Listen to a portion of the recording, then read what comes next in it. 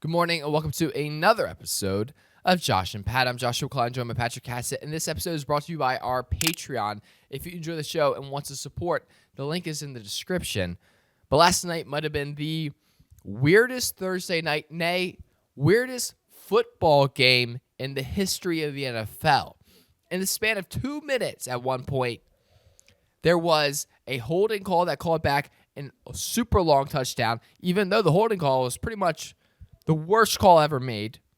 There was an injury to a star quarterback in the NFL, and then there was a timeout for a drone. In fact, there was 2 timeouts for drones in that game last night. And my question is, Patrick, are we going to get to a point where every single week some kid is just going to fly their drone knowing, hey, I can stop an NFL game? How funny is that? Or maybe there's going to be a fan who sees the momentum of another team and says, hey, you know what I'm going to do? I'm going to fly my drone. Give us an extra timeout here.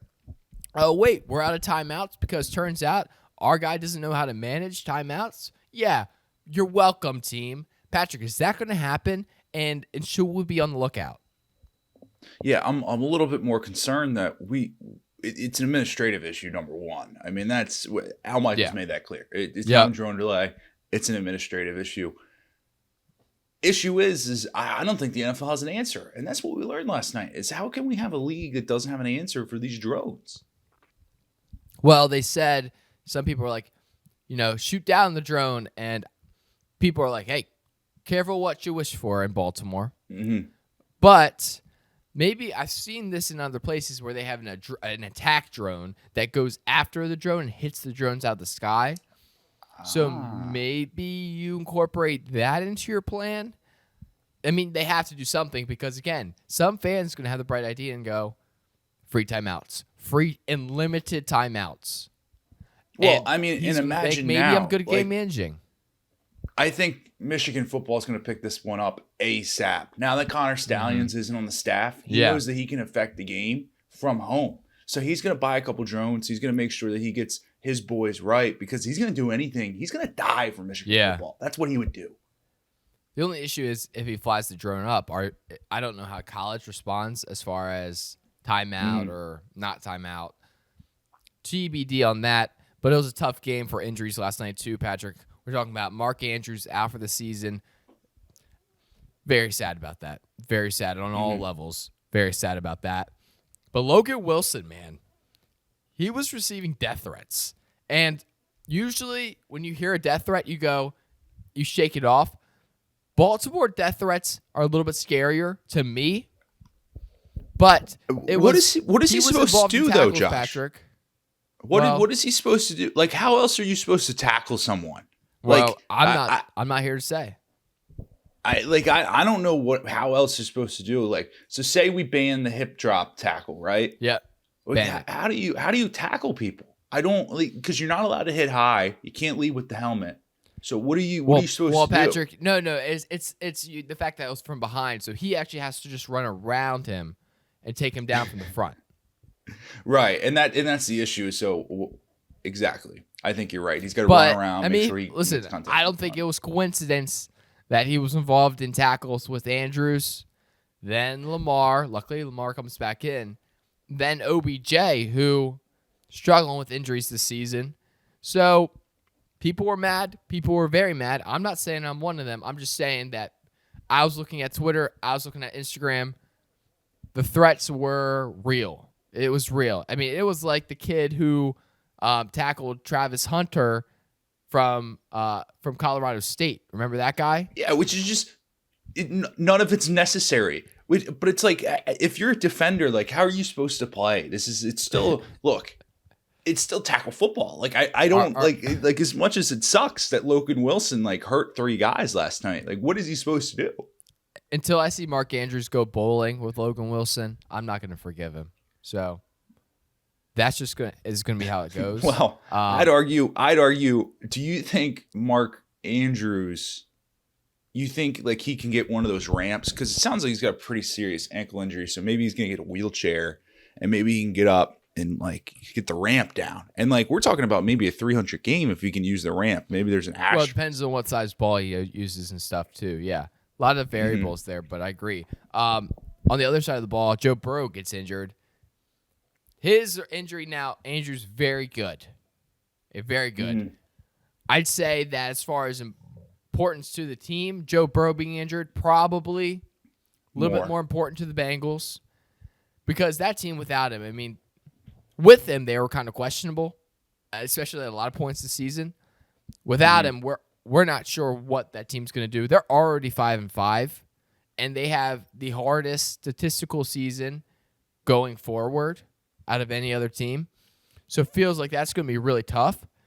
But, Patrick, I saw Joe Burrow. Now, I think part of the reason he couldn't come back in the game is about 5 minutes into Joe Burrow being, underneath the tunnels.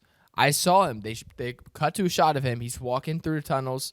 He walks past. They're like, wait. And they had to go backwards, go through a door. My question is, was he just looking for the locker room the whole time? Did they get lost down there? Did he even make it to get the X-ray? And he kept mouthing the words. It's like, I felt a pop. I felt a pop. And so now everybody's like, well, what does that pop mean? What does that pop mean? Can you get an X-ray after a pop? I don't know. I'm not a medical doctor, Josh. I don't know what a pop is. Like, I know, like, you get some pop in the mitt maybe when somebody's throwing some gas. Right, a little pop. I don't know. Oh, yeah, some pop. In the South, that's what I hear. That's what it is, right? Or is it Midwest? It's one of the places in the country, yeah. Somewhere they call him Pop. Yeah, for sure. Yep. My grandfather's name's Pop. Yeah, maybe he was talking about that. He felt the presence of him.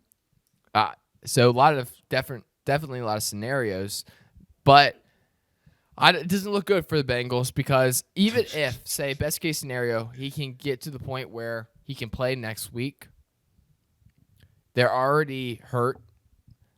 It's probably not going to be 100%. He's going to be playing through something. By the way, Josh, the Steelers might have a chance to do like the all-time luckiest thing ever.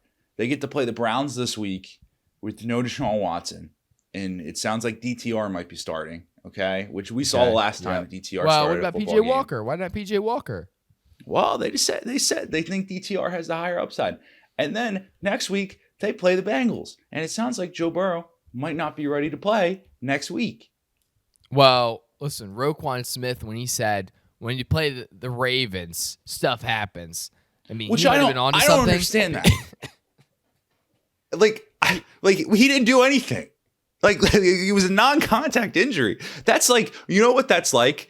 Is when a defender it gets burned on coverage, but the quarterback overthrows him, and the defender's like, yeah, this is my territory. No fly zone. Yeah. You didn't do anything. It's true. No, but stuff happens when you play the Ravens, because if you look at it, they did eliminate 50% of the AFC North quarterbacks in a span of 2 weeks. So, well, a span of 4 days. Bingo. So you take the 4 days, you take out literally half the quarterbacks, and all of a sudden, the hardest division in sports just becomes a lot easier. My question is, though, Patrick, because some people are saying it was, they said non-contact injury. Some people saying it was a pre-existing injury. There's actually a video of Joe Burrow wearing a wrist brace as he was walking into the stadium. This was actually deleted by the Bengals social media team following the post. I think they realized it was a big cover-up job. My question is that even allowed? Well, they didn't disclose the injury on the injury report, and it sounds like it very much was a pre-existing injury. So here's how I'm going to set this up. It sounds like the Bengals might get a pretty hard fine here, right? It sounds like they're going to owe some money. Who knows? Is that from your sources in the Discord, or is that just like, do you have second sources on that? No, that's just from common sense. It's you have to disclose injuries, and normally an NFL team will get fined. I doubt it gets to the point of a lost draft pick, but we'll see. Mike Florio, he thinks that this might be a lost draft pick. Well, that's just what happens sometimes. Mike Florio said it's going to be a bigger issue when it comes to the U.S. Congress doing an investigation on the NFL, And I was like, this seems a little extreme. But Yeah. I'm happy that we've laid out all the possible scenarios for what happens. But I will say, as two Ravens fans on here, we will be fine with them instead of giving Joe Burrow, well, it would be the Cincinnati Bengals, a fine. If the NFL just wants to take that money, subscribe to a Patreon, even TikTok, we're fine with that. Yeah, we would be fine with that. We'd also be fine with them losing a draft pick as well. That would be also pretty awesome. Yeah, it was interesting. A lot of fantasy owners probably not too happy, if I had to guess. It's big Roquan Smith sick situation. So that's tough. Patrick, at the end of the game, I don't know if you heard, there was a little chant going on during the Thursday night broadcast, and it was post game. It was a little something like F Joe Burrow, F dun, Joe dun. Burrow, but instead of F, Dun, they actually dun. said a word that starts with F. And my question is, because they're getting a lot of heat on the internet for that, is that classless or are they just competitive? I think, they're just competitive fans. Well, I mean, Roquan said it best. When that's what you come into Baltimore, and that's what you expect to happen. And so it seems on par for the course. Yeah. Okay. I mean, my thing is, regardless of what happened, they would have been chanting the chants. So You're true. To me, it's actually like they're trying to. It's almost more respectful because they're saying, "Hey, regardless of injury, F you." Well, because and the thing is like I want to put this in perspective that I'm not taking up for Ravens fans for saying that after a quarterback gets hurt, but I'm not going to let Cincinnati fans slide. I do know of Cincinnati, at least one Cincinnati fan that was saying the defense has got to go for Lamar Jackson's ankle. So I don't want to hear it. Okay, maybe it's just it's an AFC North battle. I'd argue they did. Yeah. So, man, that's interesting. Yeah, but Bengals are 5-5. We don't know what their ceiling is. Ravens, right now, I'm gonna forget everything bad that happened, except I still remember the Colts loss like it was yesterday. One of the worst losses in franchise history. And you got to remember, Josh. You said you would be in attendance last night, and I'm sure I'm happy to see that you really fired up the boys from the couch last night, so that was good. Yeah, and don't even get me started on being in attendance last night. Well, Dave Klein, he had the deal. He had the deal 2 for $198. So I just know I would have been there. Anyway, it was a 2 for $198 situation. Staying in the AFC North, Joe Flacco is currently working out for the Browns. Now, this is possibly the worst thing you can think of if you're a Ravens and Steelers fans, because 2 seconds ago you thought, oh, shoot, we're going to be competing against DTR or PJ Walker, and they're like, oh, or maybe, and we're going to compete against Brownie. That was there, and believe it or not, Brownie was actually the Bengals one, not the the Browns one, which is kind of confusing, But you thought you're going to be competing against those two guys. Now there's a chance one of those dudes is Joe Flacco. Are you kidding me? What does Joe Flacco need to be a highly successful quarterback? Great defense, good run game. 1. Somebody 2. who could run down the field and allow him to just chuck it. I'd argue he has all those things in Cleveland. So my thing is, if you're the rest of the AFC North, you better not let Joe Flacco get to January. Because the second you let him get to January, there's going to be big issues, big problems.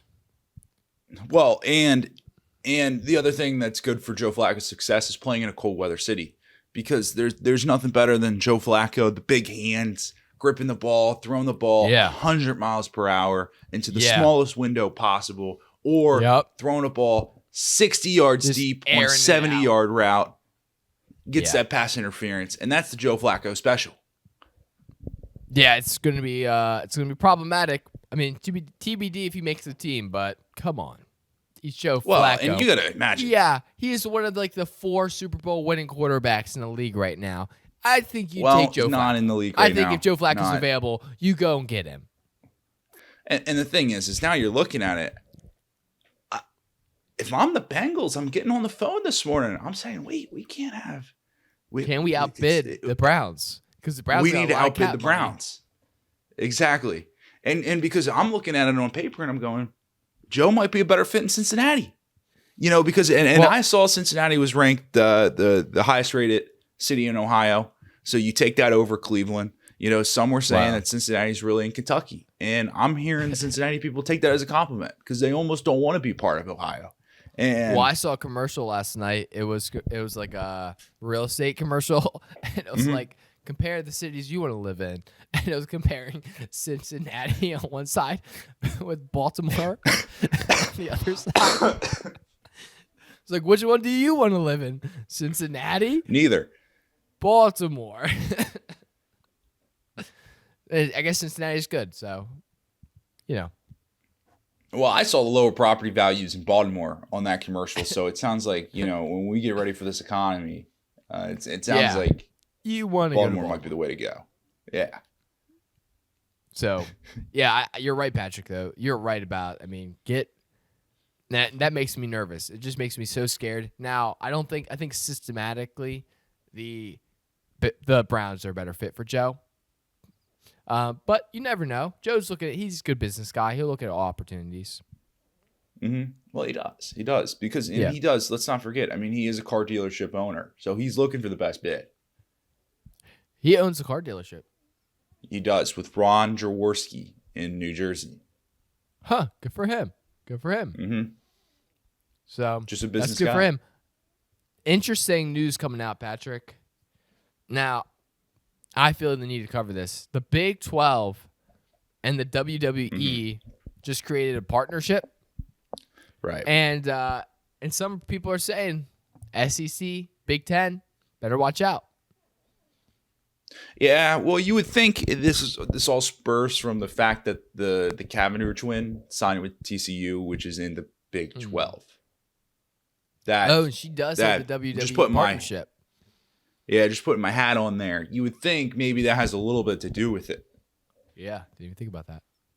So that's so you start putting the pieces together, but that's a great question. How will the Big Ten respond? How will the SEC respond? Do they go out and do they get, a partner of their own? Are we going to see Dana White partner with the SEC? Well, that's a great point. My thing is, though, like this just opens up a door of possibility for the Big 12 that I think would immediately put SEC and Big 10 football out of business. If I'm just watching a TCU game and all of a sudden I hear the glass and Max Duggan comes back out and it's like he's walking through the tunnel dun, dun, dun, dun, or whatever, and Max Duggan's all of a sudden back on the field. He's like, oh, it's Max Duggan. He's back. And all of a sudden he starts slinging touchdowns. Like, that's all of a sudden much-watched TV. Josh, I think you just described the original XFL. That is must-watch TV. Like, if you do that, Patrick, we're talking about, ratings through the roof. Or, maybe you start pulling in some WWE stars there as well. I don't know. Like, is there a world where Pat McAfee going to be punting for some random Big 12 team? That is canon. That's canon now. What's the guy's name? Which Paul brother? Logan Paul? Imagine Logan Paul going out there. Yeah. Dude, yeah. You get Logan Paul. And let's not forget 6'5". Rob Gronkowski still owns that title. Anywhere, anytime, he could come back in the Big 12. That's scary to think about. The amount of people who could potentially get integrated into that Big 12 system over there. And by the way, refereeing is going to be at an all-time low with this deal. We've seen it happen a million times before. Refs looking in the other direction, and all of a sudden somebody's bringing out a steel chair, smacking somebody on the back of the head. That's what we can expect to see. No, Josh. I think the refereeing it steps up because they get an influx of cash. Okay, gotcha. Well, it's also maybe the referees are still sanctioned by NCAA, so right. That could be. I'm sure they'll come up with a partnership agreement. Yeah, but this is gonna be great. I think. Mm-hmm. I mean, I don't see any way this goes wrong, and you get the championship belt too, which is pretty awesome. sweet. Pretty sweet. I don't remember the SEC champions getting a WWE championship belt. I don't remember that either. So guess they do it just a little bit different in the Big 12. Mm-hmm. They do. So maybe Oregon, Colorado, they should have joined the Big 12 instead. I'm not saying it. But moving on, we got the game of the week presented by picksandpancakes.shop. Make sure you guys go to picksandpancakes.shop to get all of your Picks and Pancakes merch. This game of the week, Patrick, Cardinals, Texans. Break it down for me. Yeah, I mean, the real question is, you put Kyler Murray against C.J. Stroud. People are saying C.J. Stroud is in the MVP conversation. Some are saying he is the MVP. Well, I say, will the Stroud boys please stand up? And I'm all in on C.J. I'm a Stroud boy right now. I am in the club, and I'm ready to go to battle for this guy. You bring me D'Amico Ryans. You bring me... what's the receiver's name? Tank Dell. You bring me Damian Pierce. You put CJ around him. Kyler Murray, he can't stop that. No. And that's the thing. I don't think Kyler Murray can, even with James Conner. Now, Patrick, I don't even know if you saw this. J.J. Watt yesterday alluding to coming back to play for the Texans. Mm-hmm. I don't know if you want that or not, but if he was, it feels like everything's going Texans' way right now, and I think the Cardinals suck, even with Kyler Murray. So maybe shouldn't have got rid of Josh Dobbs. Just gonna say it. So I'm taking the Texans by 1 million here as well. Mm-hmm. That is the game of the week. Josh and Pat updates. Patrick, you're going through a little bit of sickness right now. Yeah, Josh, it's some are saying this is flu week for us. Mm-hmm. So yeah, it's been fun. And you also got the haircut, which I just want to say looks good. Which is great. Do you feel light? Do you feel light right now? Yeah, you feel good. The only thing is like when I planned to get my haircut, I was like, so many people are gonna notice it, and then I got sick, and then it turns out that, when you don't do much because you're sick, people don't realize you have a haircut, and it kind of defeats the purpose of like showing it off. So that I'd kind of was argue unfortunate. that even if it grows in the next, even if you somehow were bedridden for the next 3 months, you're still gonna come out and it's gonna be like, oh, I got the cut.